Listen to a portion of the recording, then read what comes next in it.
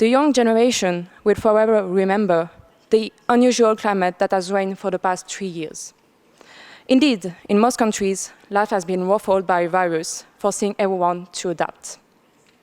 Personally, I would give credit to COVID for having forced change and tested government's resilience in record time. Something that, unfortunately, for the past decades, and despite its efforts, global warming has not been able to do. Climate change is not, for the moment, treated as a real crisis. Although every day we are witnessing its effects, and every day news from all over the world testify of more disasters induced by climate change. Regions of our world are freezing, while others are burning or melting.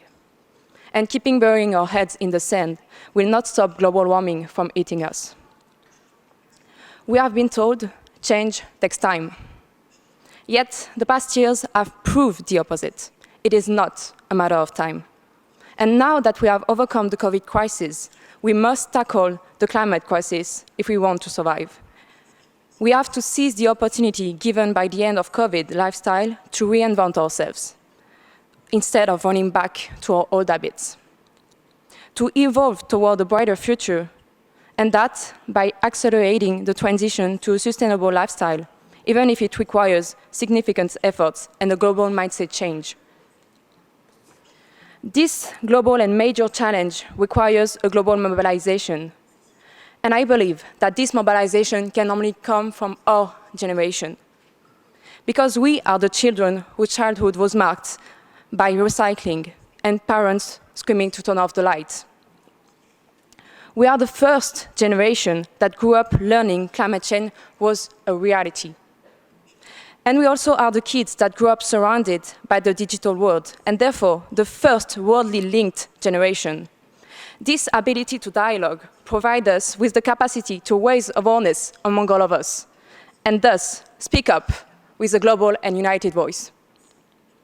For the next 3 days, we are given this opportunity to show and share our ideals, perspectives, and ideas to reinvent our world. And as a subset of our generation, it is our responsibility to echo this voice.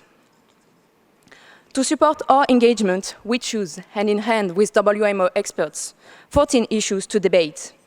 They are all actively related to global warming and the challenges that it encompasses. We recon 6 of those challenges: adapting our lifestyle to climate change, developing sustainability and resilience, reducing carbon emissions, protecting ecosystems, including citizen participation, and managing the lack of resources.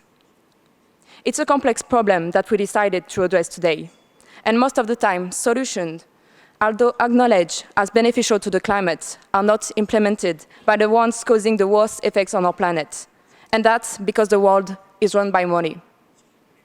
To make change actually happen, we have no other choice but to submit flawless climate solutions that merge innovation and economic profits. But at the same time, living in a world gangrened with inequality, we must stress the importance of spreading and democratizing the action that we invent today to make sure that no one is left behind. Now is our time to bring to light unprecedented and unexpected climate action, and to show that change doesn't need time, but needs us and our willingness, as well as the rest of humanity. Good luck, everyone. I yield the floor back to the chairs.